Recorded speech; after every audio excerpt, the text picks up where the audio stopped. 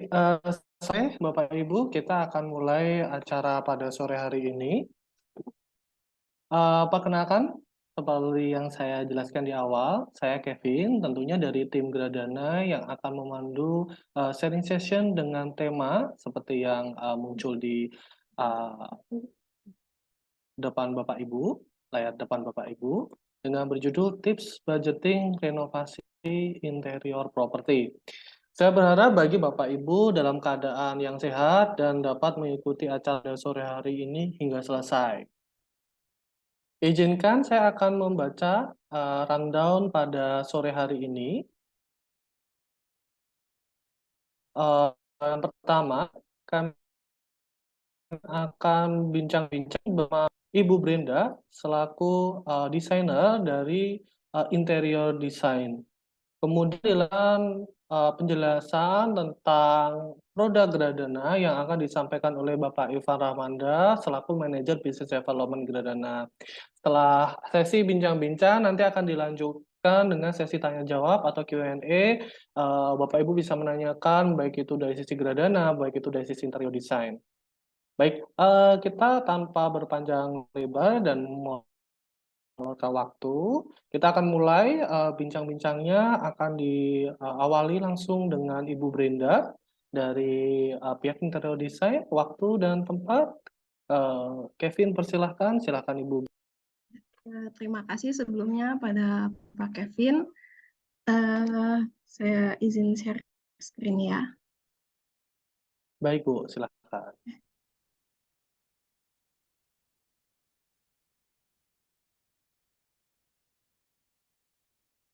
Hostnya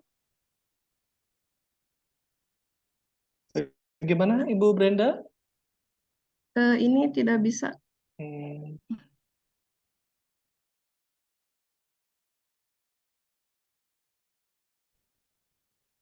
Gimana Bu, bisa share screen? Ini host disable participant share Oke, screen. sebentar. Mungkin dari hostnya minta tolong. Nah,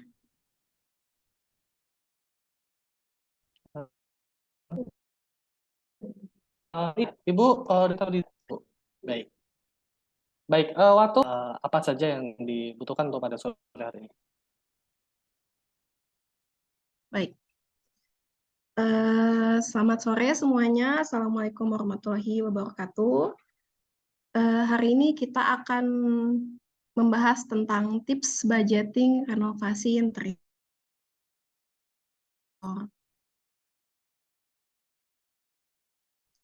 Sebelumnya, kenalkan dulu, kita langsung pada intinya ya. Apa saja tips dari renovasi interior ini? Yang pertama kita harus identifikasi dulu nih tujuan renovasi kita tuh, kita mau bikin renovasi apa, ruangan apa saja yang perlu kita renovasi. Dan juga kita juga harus tahu alokasi dana yang akan kita keluarkan untuk budget dari renovasi ruangan tersebut. Dengan yang kedua, itu rinci kebutuhan ruang yang akan kita renovasi. Kita merinci kebutuhan utama, kebutuhan tambahan, dan keinginan. Kebutuhan dan keinginan kita sudah jelas tahu ya. Nah, untuk kebutuhan utama ini misalnya kita di kamar tidur, kita butuh misalnya kasur, karena misalnya untuk kamar utama jadi kasurnya yang queen atau yang king. Nah, seperti itu kebutuhan-kebutuhan yang perlu kita rinci. Untuk kebutuhan tambahannya itu misalnya seperti detail-detail untuk penyimpanannya. Misalnya dalam kasur tersebut saya ingin ada storage-nya. Nah, itu adalah kebutuhan tambahan. Dan yang poin terakhir, keinginan tambahan itu adalah mungkin yang alokasi budgetnya pada prioritas terakhir ketika ada dana tambahan atau ada budget lebih yang akan kita keluarkan, itu baru akan kita masukkan kerinciannya. Contohnya seperti model kasurnya yang ingin seperti apa atau bagaimana, itu termasuknya ke keinginan tambahan. Kita sebelumnya itu baiknya mencari referensi dulu nih. yang sesuai dengan karakteristik penggunanya. Karakteristik itu harus berdasarkan dengan sifat, kebiasaan, hobi, kegemaran, dan kepribadian. Karena setiap personal orang itu pasti memiliki karakteristik yang berbeda-beda. Jadi ketika kita mencari referensi pun setiap orang pasti akan dapat mood yang pastinya berbeda juga. Kemudian poin yang paling penting dalam budgeting itu kita disarankan itu untuk konsultasi ke desainer interior yang profesional. Kenapa sih harus desainer interior yang profesional? Karena desainer interior yang profesional ini sudah pasti mereka melakukan studi yang tinggi untuk menjadi interior. Sebelum menjadi konsultan, mereka sudah mempelajari dulu nih secara dalam bagaimana ergonomisnya, bagaimana psikologis manusia terhadap ruang atau ruang yang akan ditempati oleh manusia tersebut. Lalu poin-poin yang didapatkan dari konsultasi ke desainer interior profesional ini, poin pertamanya desainer ini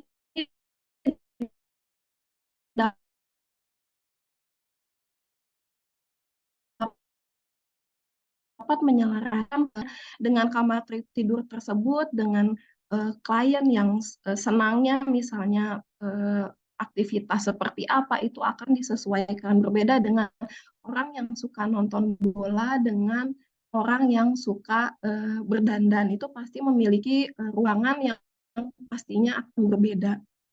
Lalu kita juga akan mendapatkan informasi gaya desain yang sesuai. Gaya desain yang sesuai itu tadi kita kan udah cari nih referensi-referensi sebelumnya yang tadi saya bilang pada poin sebelumnya. Itu referensi itu tidak bisa untuk sesuai dengan kebutuhan kita. Referensi itu hanya untuk mood yang kita cari. Kita tuh inginnya seperti apa sih? Kita misalnya part A kita ambil dari yang referensi pertama, part B ngambil referensi kedua seperti itu. Nah, dengan kita konsultasi ke desainer interior, kita bisa tahu juga nih karakter kita tuh sesuainya dengan gaya atau style desain yang seperti apa, apakah modern minimalis, apakah kontemporer. Di sini saya sebutkan beberapa gaya yang sedang sering dipakai.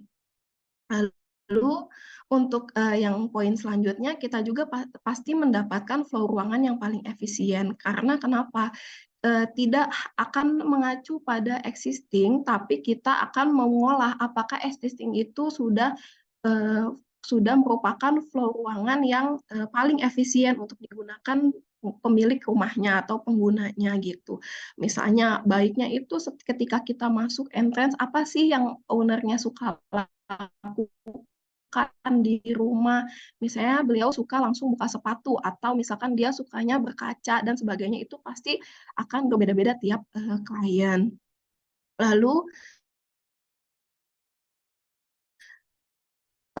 mendiskusikan budget renovasi. Nah, ini juga tips yang utama tadi ya. Kita kan ngomongin tentang budgeting nih. Kita kalau misalkan kita hanya desain sendiri, kita mencari referensi sendiri, kita coba-coba bikin desain itu pasti kebutuhannya belum tentu tercapai semua. Hanya mungkin keinginan yang kita bisa capai. Padahal dengan budget yang sudah dikeluarkannya sudah banyak nih, kita nggak tahu list apa aja sih sebetulnya yang paling kita butuhkan gitu.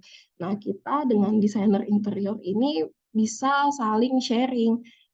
Oh, misalnya akan lebih baik budget ini kita maksimalkan di pembuatan bagian apa misalkan. Jadi dengan budget ini juga kita bisa buka-bukaan nih ke desainer, tidak perlu misalnya, aduh budget saya sedikit malu, tidak perlu karena disitulah kegunaan dari interior designer. Nah, kita akan di interior designer akan membuat budget kita yang misalnya kita anggap, aduh budget segini akan dapat apa nih, tapi interior design itu bisa memaksimalkan budget tersebut sesuai dengan kebutuhan kita tadi. Lalu pada akhirnya kita akan mendapatkan detail untuk biaya renovasi juga. Nah, kemudian adalah setelah daripada desain yang udah sesuai nih, kita juga perlu menentukan kontraktor yang berpengalaman. Karena keuntungan dari menggunakan kontraktor yang berpengalaman ini pastinya sebelum mereka melakukan eksekusi, mereka pasti melakukan survei ruangan dulu sebelum pekerjaan dimulai agar furnitur yang dibuat nantinya akan fit terhadap rumahnya. Lalu akan mendapatkan juga estimasi lamanya pengerjaan dengan time schedule yang udah mereka buat. Karena mereka sudah berpengalaman, jadi mereka tahu pembuatan A, B, C ini butuh waktu berapa lama, punya pekerjaan bisa dicek di situ. Lalu hasil pembangunan renovasi juga pasti akan sesuai dengan hasil desain yang dibuat. Apalagi jika desainer yang membuat dengan tim build yang atau kontraktor yang mengerjakan itu bisa saling berkomunikasi sehingga bisa terus berkoordinasi menyamakan dengan hasil yang tadi sudah digali di desain. Lalu sudah pasti dengan kontraktor yang berpengalaman kita juga akan mendapatkan hasil yang kualitasnya terbaik. Nah, saya mau ngenalin dulu nih tentang Interior Design ID. Interior Design ID ini perusahaan yang dapat membantu proses desain interior secara online. Jadi dimanapun kita bisa tetap sharing ya, bisa tetap komunikasi, bisa tetap konsultasi karena kita base-nya itu di online untuk memaksimalkan anggaran, kebutuhan ruang dan lain-lain tadi poin sebelumnya desainnya itu kita bisa residensial atau retail. Nah, keuntungannya apa sih interior design ID ini? Ini kita dengan desainernya itu pasti profesional, berbasis online, biaya juga kita transparan, kita bisa buka-bukaan masalah budgeting dan harga yang alokasi dana yang kita punya dan harga desain juga kita cukup terjangkau. Nah, ini saya mengambil 1-2 proyek dari yang pernah kita lakukan. Kita bahas sambil kita gali implementasinya dengan poin-poin yang awalnya kita bahas tadi ya. Ini contoh implementasi pada residensial. Ini ada klien namanya Miss S. Dia di Menteng Dalam, Jakarta Selatan. Pertama kita kan identifikasi dulu tujuan renovasi. Beliau bilang bahwa ruangan yang ingin direnovasi adalah kamar tidur dengan luasan 12,87 meter persegi. Untuk usia pengguna kamar itu anaknya yang perempuan di 13 sampai 15 tahun. Lalu budget renovasi katanya menyesuaikan desain ya. Nah, poin kedua, rincian kebutuhan ruang. Kita rinci nih dengan klien, kita gali dengan kliennya. Apa saja sih yang kemungkinan akan digunakan atau yang dibutuhkan di ruangan tersebut. Katanya di sini udah ada poin-poinnya, katanya butuh kasur single bed, lalu ada meja belajar, butuh meja belajar untuk anak sekolah, tempat penyimpanan karya, lalu dibutuhkan space juga yang banyak untuk yang terbuka maupun tertutup, tempat penyimpanan gitar dan buku, ingin ada agenda kegiatan mingguan. Lalu karakteristik desain nih, karakteristik apa sih yang klien ini atau pengguna ruang ini arahnya kemana gitu. Nah, kita gali juga dengan kami. Pengguna ingin ruangan yang ringkas, bersih, clean karena anak ini sifatnya itu cuek, dia acuh, tidak terlalu girly untuk anak perempuan dan dia memiliki hobi membaca, menggambar, membuat karya dan bermain musik.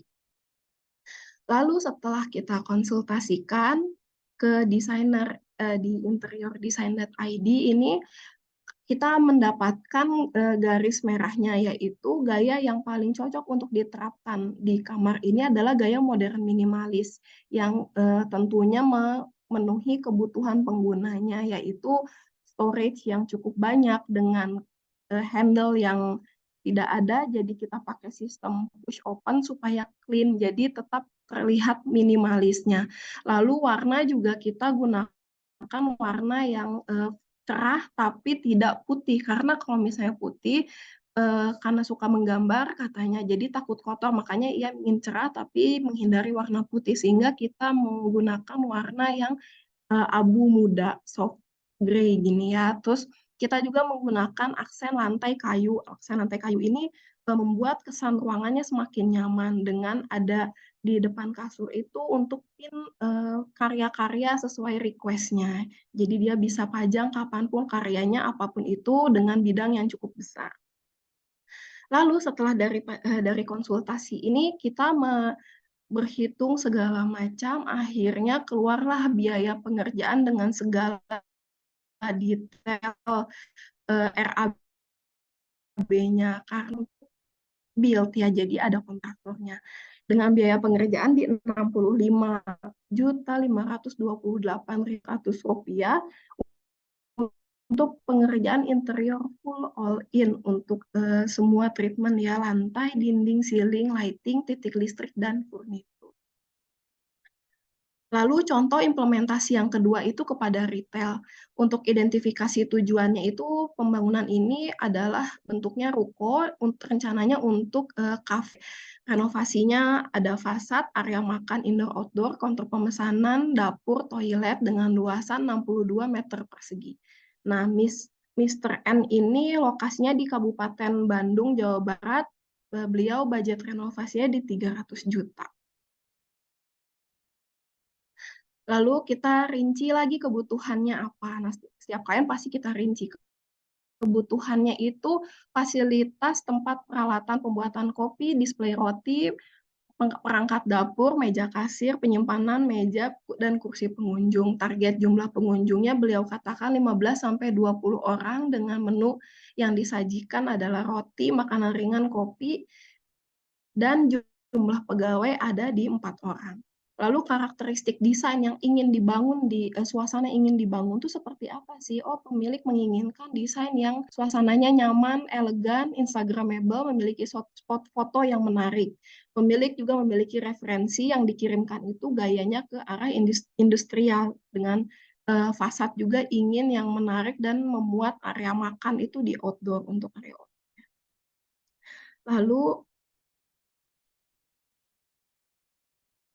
Lalu setelah konsultasi dengan interior design ID, kita menarik garis merahnya itu gaya desain yang diterapkan adalah industrial modern. Tadi kan referensinya lebih ke industrial, tapi ternyata setelah kita diskusi dengan interior design yang berpengalaman, kita menarik kesimpulan bahwa ternyata Bapak ini itu tidak suka yang terlalu semuanya terekspos.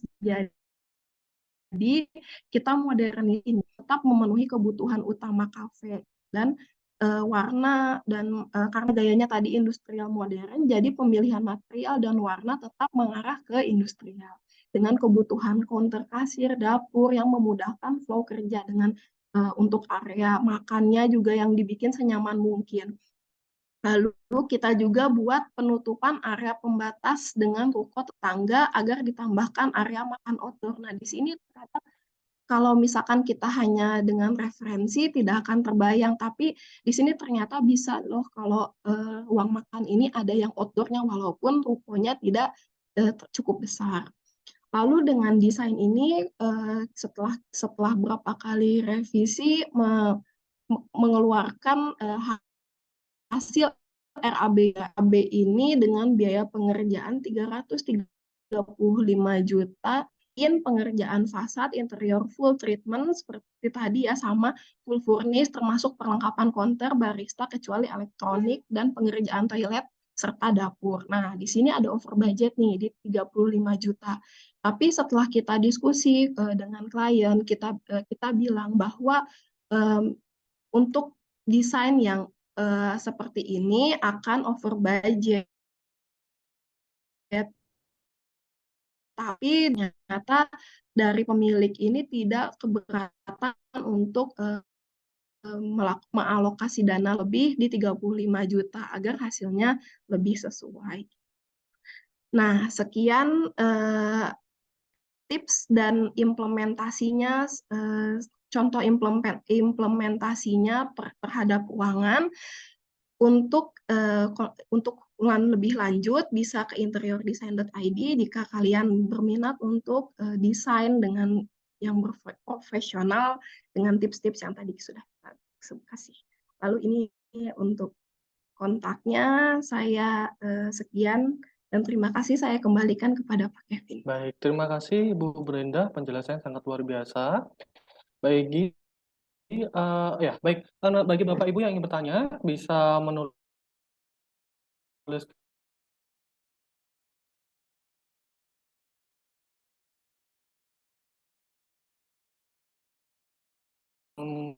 chat ya di kolom komentar, atau beberapa pertanyaan bisa diajukan ke kami.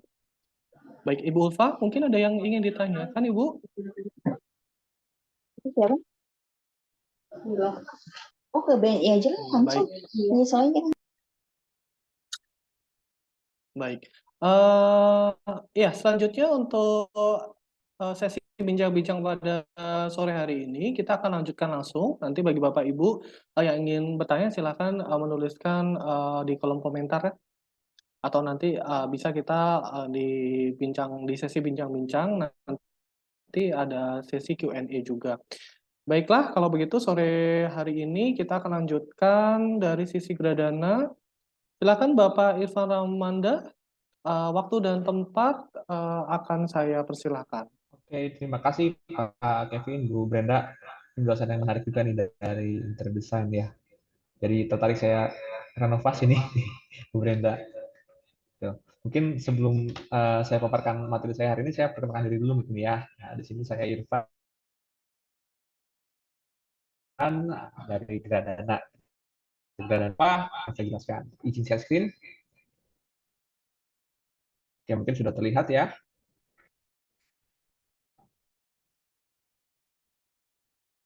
Oke, jadi Gradana ini kita adalah fintech peer-to-peer. Jadi kita adalah lembaga keuangan. Kalau di sini Bapak Ibu tahu lembaga keuangan itu ada bank, BPR, kita lembaga keuangan non bank gitu ya. Jadi di fintech kita juga sudah berizin OJK sejak 2021. Nah, jadi kita sebenarnya ada nih beberapa produk gitu, dan salah satu produk kita ini sangat bisa ini ya menunjang untuk inovasi gitu kan. Kadang-kadang mau renovasi nih, keinginan ada nih, pengen gini ya, tentu semua orang pengen rumahnya bagus ya, kamarnya bagus gitu kan. Kalau rumahnya bagus, kamarnya bagus, otomatis senang gitu ya. Tapi kadang-kadang kan yang namanya ini ada limit budget gitu ya, pengennya bagus banget gini-gini, aduh tapi budgetnya nggak masuk nih karena dia uangnya hanya ada setengahnya gitu kan, atau misalkan uangnya baru ada segini nih, tapi kalau renovasi kan sebenarnya kalau dikit-dikit kan sayang banget nih, mendingan sekalian aja gitu. Kita ada produk Gera Sewa, Gera Renov, franchise atau Gera Karya gitu. Gera Sewa ini kita pembiayaan sewa. Jadi misalkan di sini yang mau sewa rumah, sewa kantor, sewa gedung, sewa gudang gitu ya, itu bisa kita biayai. Jadi kalau misalkan nih ada teman-teman yang minat untuk sewa rumah tapi udah nego, misalkan nih pemilik rumah biasanya pengen 1 tahun atau 2 tahun dibayar di depan nih kan gitu kan, sementara kita pengennya bayar bulanan aja deh karena kita gajinya bulanan gitu. Nah itu nggak usah khawatir, itu bisa kita biayai sewanya. Jadi nanti sewanya kita bayarin full ke pemilik properti, nanti customer cukup bayar bulanan aja ke kita kayak gitu. Nah, yang kedua juga kita ada Gera Renov. Renov ini khusus untuk pembiayaan renovasi. Nah, jadi kalau misalkan udah pengen renovasi nih, tapi budgetnya kurang atau mungkin belum ada budget sama sekali, itu bisa kita biayai sih di Gera Renov ini. Dan ini semua kita tanpa jaminan ya, gitu. Terus kita juga sebenarnya ada produk lainnya, Gera Karya, itu khusus untuk PO dan investment financing. Nah, jadi Gera Renov itu apa sih? Gera Renov ini merupakan pembiayaan untuk renovasi properti, fitting out, pembelian furnitur, gitu kan.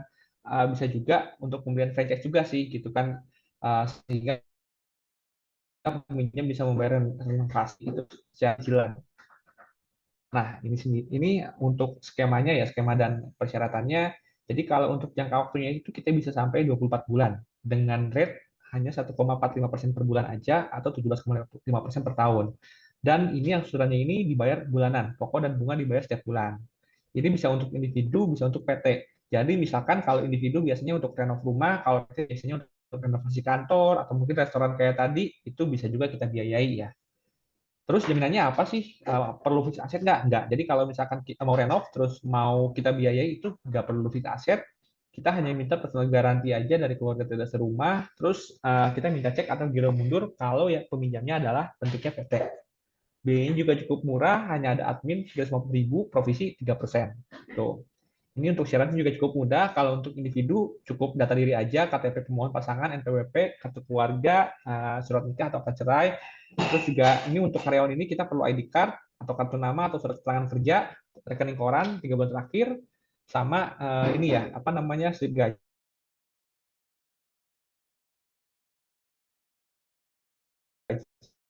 biasanya. Terus kita juga minta kali ya. Ini untuk wira swasta juga untuk syarat laporan keuangan perusahaan dia, rekening koran juga kita minta. Terus kalau untuk PT kita minta legalitas sama keuangan dia. Ya gitu. Nah, ini gimana sih caranya kan kalau pengen renovasi, pengen kita biayai gimana sih? Kita juga cukup mudah sih sebenarnya. Jadi kita bisa diajukan di mana aja. Misalkan klien kita di Jabodetabek, Bandung, nggak perlu datang ke kantor kita, cukup install aplikasi aja sih. Bisa download aplikasi Gradana di App Store atau Play Store, terus langsung buat aja akun sebagai peminjam borrower, terus ajukan pinjaman pembelian sewa atau renovasi. Nah, nanti di situ isi aja data diri, itu satu hari kerja bisa juga lewat website, bisa dibuka di www.gradana.co.id, terus pilih menu masuk sebagai peminjam, buat akun, terus ajukan di website gitu. Jadi peminjaman kita sekarang full online sih gitu. Jadi ini memudahkan juga untuk pengajuan ya. Nah, mungkin itu sih gambaran dari yang bisa kita offer gitu ya. Jadi sebenarnya untuk renovasi ini nanti kita collab juga ya dengan interior design gitu. Jadi kalau misalkan nanti pengen nih direnov sama interior design ini kayak tadi bagus kan hasilnya gitu. Terus tapi budgetnya kurang nih, itu bisa kita biayai juga gitu. Jadi nggak usah khawatir. Rumah bagus, kamar bagus itu bukan cuma impian, tapi dengan Granada dan interior design ini kita bisa wujudkan itu seperti itu.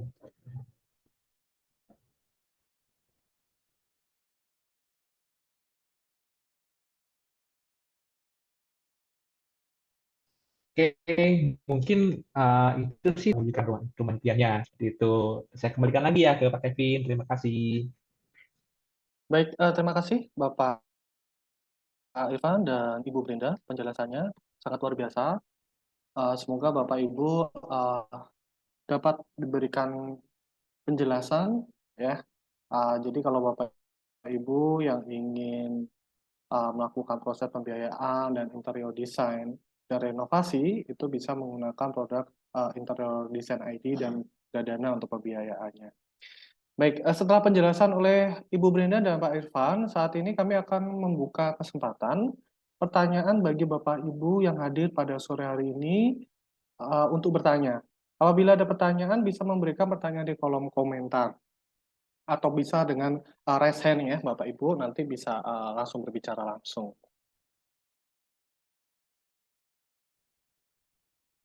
Izin Ibu Brenda dan Pak Irfan, ini pertanyaan saya secara pribadi nih Pak. Mungkin bisa dibantu jawab dari Bu Brenda. Ini saya awali dengan Bu Brenda. Ya, gini Bu, sebagai desainer, selama ini dari beberapa desain dan gaya interior desain yang ada, mana saja yang sering dipilih oleh anak-anak milenial nih Bu? Karena kan dari slide sebelumnya nanti tadi sudah dijelaskan ya Bu ya, ada beberapa desain dan gaya interior. Kalau dilihat dari anak-anak milenial yang sekarang yang sudah mulai beli rumah ataupun nyicil rumah dan menggunakan interior design ID, average antara umur 30 antara 25 sampai 35 mungkin ada yang menggunakan jasa interior design ID. Untuk kategori anak milenial mana saja sih yang biasa sering digunakan? Mohon dibantu jawab, Bu. Di kalangan milenial zaman now gitu ya. Itu sekarang itu kalau saya lihat itu banyaknya arahnya tuh ke modern minimalis, lalu ada juga yang lebih senang ke arah kontemporer, tapi banyaknya memang lebih ke arah modern minimalis karena anak zaman sekarang itu kalau kita lihat millennials ini kan anti ribet ya, nggak suka hal-hal yang tidak efektif dan efisien gitu ya. Jadi pengennya tuh serba praktis, serba clean, bersih gitu. Jadi banyaknya sih kita gayanya itu ya disesuaikan tadi ya karakteristiknya tadi, tapi memang dominannya itu banyaknya ke arah brand minimalis. Baik, terima kasih Bu Brenda. Ya, pertanyaan berikutnya ini dari peserta, dari Bapak atau Ibu Gumala, saya izin sampaikan. Saya mau bertanya, untuk gaya desain yang budget friendly itu sama seperti apa saja contohnya? Mungkin pertanyaan ini ditujukan kepada tim desainer ID ya. Silakan dibantu jawab, Ibu. Baik, gaya desain yang budget friendly. Nah, ini nih kadang kita ada banyak pemahaman ya. Budget friendly itu kan setiap orang pasti berbeda-beda. Kita pasti punya budget yang berbeda-beda karena pendapatan setiap orang pasti beda, dapurnya orang pasti beda. Jadi budget friendly ini mungkin bisa disesuaikan juga nih sama karakteristik tadi yang sudah dijelaskan. Gimana nih karakteristik Bapak atau Ibu Kumala ini, Kakak Kumala deh saya bilangnya ya.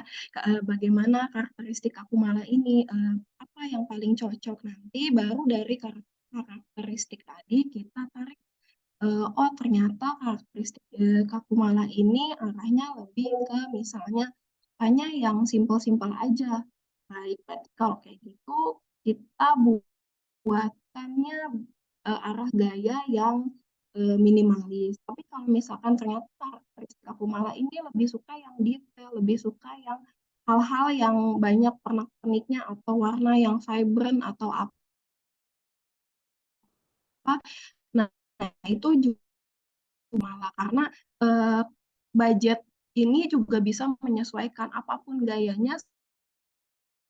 Sebetulnya budget bisa menyesuaikan dengan karakteristik kita gitu, bisa menyesuaikan dengan kebutuhan kita karena gaya desain itu adalah bungkusnya gitu. Bungkusnya kita bikin dengan konsep apa, tapi kebutuhannya yang kita akan penuhi dengan karakteristiknya gitu. Semoga menjawab ya, Kak Kumala. Baik, Ibu Brenda. Terima kasih atas jawabannya, sangat luar biasa. Semoga Kakak Kumala atau Bapak atau Ibu Kumala bisa terbantu jawab pertanyaan tersebut. Ini ada pertanyaan dari saya untuk Bapak Irfan, tim Gradana. Ini untuk proses pengajuan pembiayaan renovasi sendiri, ini estimasinya berapa lama, Pak, kira-kira? Mau dibantu jawab, Pak Irfan? Oke, jadi kalau untuk pengajuan sendiri berapa lama itu kita bisa kasih approval 5 hari kerja ya. Setelah data diterima lengkap seperti itu. Jadi nggak lama-lama sih, Pak Kevin. Jadi cukup kurang lebih minimal 5 hari kerja begitu ya Pak ya. Ya, Baik, pertanyaan selanjutnya, ini ada pertanyaan titipan. Baik, mungkin diajukan ke Ibu Brenda. Dalam proses desain interior sendiri, kira-kira estimasinya berapa lama waktu yang dibutuhkan hingga sampai selesai? Jadi dalam proses desain hingga sampai selesai, sampai jadi RAB. Mungkin bisa dibantu Baik, jawab. saya izin jawab untuk estimasi lamanya pengerjaan ini itu sebenarnya banyak faktor ya. Dari pertama data yang kita dapatkan dari misalkan ukuran ruang atau bentuk ruang, juga diskusi. Terkadang kan kita menyesuaikan nih klien ini bisanya diskusinya itu per jam berapa, kan tidak mungkin kita paksakan untuk dicepat-cepat gitu ya. Nah, proses desain ini kan juga membutuhkan diskusi dulu nih sebelum pengerjaan desainnya, kan kita gali dulu bagaimana sih kebutuhannya, apa sih kebutuhannya, atau misalkan existingnya sudah ada apa saja, kita data dulu di situ, baru kita buatkan lah layoutnya tadi yang mana flow-nya yang paling sesuai dengan kebutuhannya tadi. Estimasi pengerjaan itu sebetulnya tergantung juga besarannya ya, tergantung dari besaran ruangnya, ruangan apa saja yang kita akan desain, misalnya rumah 1 lantai atau 2 lantai atau misalkan hanya kamar. Nah, itu juga akan mempengaruhi proses desain. Tapi kalau misalkan data dan semakin banyak data yang kita dapatkan, semakin banyak existing yang kita miliki, hasil pengukuran dan kebutuhan-kebutuhan dari kliennya atau budgetingnya, itu akan semakin mempermudah kita dalam mendesain juga. Begitu. Baik, terima kasih Ibu Brenda. Semoga cukup menjawab untuk pertanyaan tersebut. Baik, ini ada pertanyaan lagi sebelum saya ingin bertanya kembali bagi Bu Brenda dan Pak Irfan. Mungkin dari Bapak Ibu peserta yang hadir pada sore hari ini mungkin ada yang ingin tanyakan dan mohon untuk tidak lupa menuliskan komentar di kolom chat ya. Baik, jadi saya akan ada beberapa pertanyaan. Berikutnya mungkin ini bisa ditanyakan atau Ibu Brenda ya. Jadi apakah bangunannya harus jadi dulu atau bisa misal bangunan dapur belakang rumah sekalian dengan pembangunan desain dan isinya seperti kompor dan perabotan lain-lain. Apakah itu bisa di-cover? Baik, bisa dibantu jawab? Ibu Brenda mungkin? Baik, tadi pertanyaannya apakah lebih baik sudah jadi, belum jadi, atau lebih baik sudah ada data-datanya, begitu ya maksudnya? Iya, betul, betul. Ya, saya bantu jawab.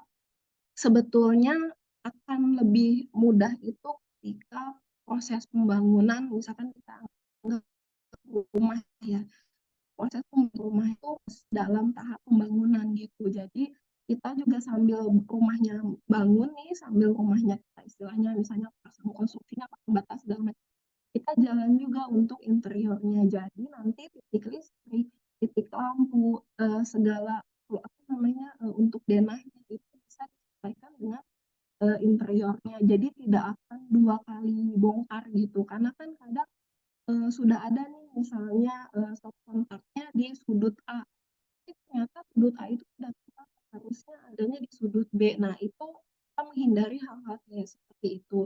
Atau lampunya, misalnya lampunya sudah dipasang lampu yang seperti apa, lalu pas saat mendesain ternyata lebih cocok dengan lampu yang bagaimana. Nah, itu juga kita menghindari, makanya akan lebih baik sebetulnya ketika pembangunan berjalan, proses desain juga berjalan.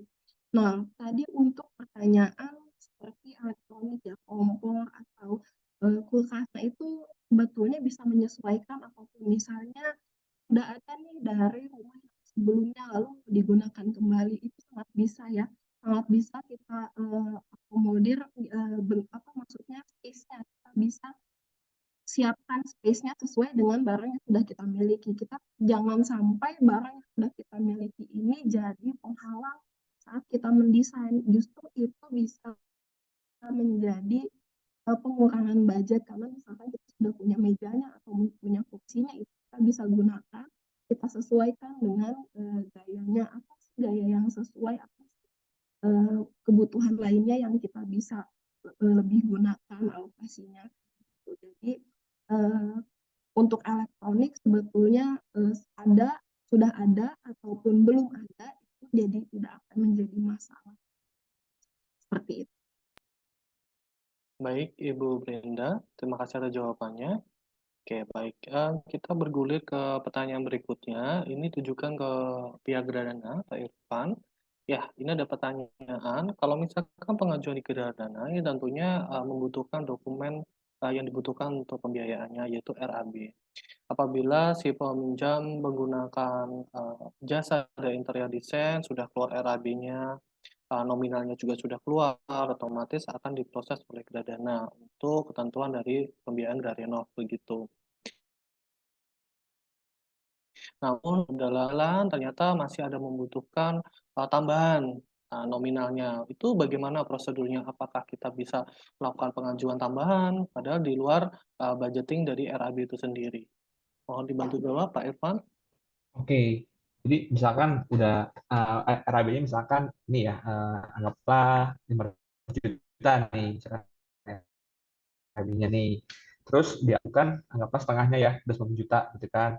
Terus dalam perjalanannya, misalkan dengan RAB yang sama, ternyata perlu lagi nih, ada keperluan lain lah, hasilnya inovasinya itu bisa sih diajukan kembali ya. Tapi kalau misalkan berubah RAB, nanti itu mungkin kita perlu konfirmasi ulang juga sih terkait RAB-nya ya, apakah berubah ke pihak interior design gitu. Tapi pada dasarnya sih itu bisa ya, memungkinkan ya, selama nanti dari sisi penghasilannya masih cukup kayak gitu. Baik, Bapak Irfan, terima kasih penjelasannya. Mungkin dari Bapak Ibu peserta ada yang ingin tambahkan pertanyaannya? Mungkin ada yang bertanya? Silakan menuliskan pertanyaan di kolom komentar chat.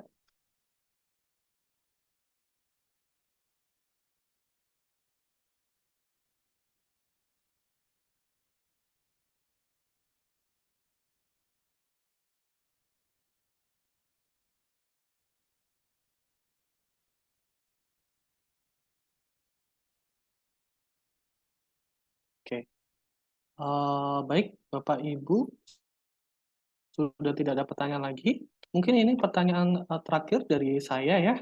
Saya akan bertanya, eh, jika belum punya budget full interior rumah, bagaimana yang harus dilakukan? Mungkin ini ada dua sisi ya, mungkin dari sisi interior design dan sisi Gradana. Mungkin bisa dibantu dulu dari sisi Pak Irfan. Jika saya ulang kembali ya Pak Irfan, pertanyaannya jika belum punya budget full interior rumah, bagaimana yang harus didahulukan? Oke, ini misalkan full banget gitu ya. Mungkin gini, kalau misalkan seperti itu kan ada part-part yang bisa kita biayai yang masuk ke RAB gitu kan. Tapi kan mungkin sebenarnya kan uh, kadang-kadang kita harus pegang juga sih mungkin spare lah 10% dari budget ya. Karena kan kadang-kadang ada hal-hal di luar RAB nih yang kelupaan, yang perintilan-perintilan lah kayak gitu kan. Misalkan udah beres semua, ternyata ada hal-hal yang belum masuk ke RAB, misalkan apa namanya, kabel lah gitu kan, yang makan biaya juga cukup gitu. Jadi kalau menurut saya sih kalau bisa ada spare uang itu lebih bagus, tapi kalau enggak mungkin kalau misalkan spare uangnya hanya 10%, berarti untuk renovasinya lebih baik kita biayai, nah sisa uang itu mungkin bisa untuk spare-nya itu, seperti itu. Itu mungkin ya Pak Kevin, mungkin dari sisi Ibu Bre. Baik, ketika belum ada budget sama sekali ya, belum tahu budgetnya berapa, tapi ingin renovasi gitu ya maksudnya apa ya? Iya, betul Ibu Brenda. Jadi yang kita lakukan itu ya balik lagi ke poin pertama. Kita tujuan renovasinya ini apa sih? Apa yang mau kita renovasi? Kita list dulu kebutuhan-kebutuhannya, apa saja kebutuhan kita dalam renovasi ini. Nanti untuk budgetnya itu sambil desain berjalan, bisa sambil kita hitungkan kira-kira dengan perubahan untuk ruangan tersebut itu butuhkan budget berapa gitu. Jadi kita galinya itu mungkin dari kebutuhan dulu aja. Baik, Ibu Brenda, Pak Irfan, terima kasih. Ada pertanyaan dari Bapak Rizky Aditya. Saya izin bacakan pertanyaannya. Apabila suatu saat ada perubahan kebutuhan terkait dengan rancangan dan sudah dibicarakan dari awal kesepakatan dan kerjasama, apakah harus mengeluarkan biaya tambahan lagi? Oke, mungkin ini pertanyaan lebih ke Gradana ya. Mungkin bisa dibantu jawab, Pak Irfan. Dari interior ya, maaf dari interior. Dari Ibu Brenda, saya ulang kembali ya pertanyaannya. Apabila suatu saat ada perubahan kebutuhan terkait rancangan dan sudah dibicarakan dari awal sepakatan kerjasamanya, apakah Mungkin kalau kalau saya baca dan tidak salah tangkap ya, misalnya sudah dibuat gitu ya desainnya, lalu ada tambahan baru ingat nih misalnya, aduh ternyata saya butuh tambahan kursi gitu ya mungkin ya. Nah itu saat pembangunan itu berarti akan ada CCO tambahan kalau misalnya di interior design ID ya untuk pembangunannya. Jadi nanti dari RAB itu karena di luar RAB yang awal akan ada tambahan CCO dan itu bisa banget bisa banget untuk dilakukan. Maksudnya tidak penambahannya itu bukan penambahan di biaya desain, tapi penambahannya lebih ke biaya untuk penambahan si sofanya tersebut. Gitu. CCO itu adalah maksudnya contract change order ya.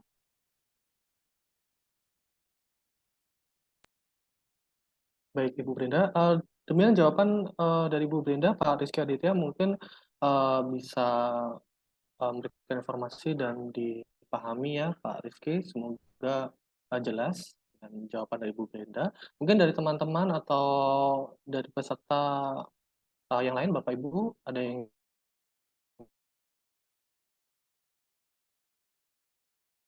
ditanyakan? Silakan menuliskan pertanyaan di acara bincang-bincang pada sore hari ini. Mungkin satu kali pertanyaan, kita buka kesempatan satu kali pertanyaan lagi ya.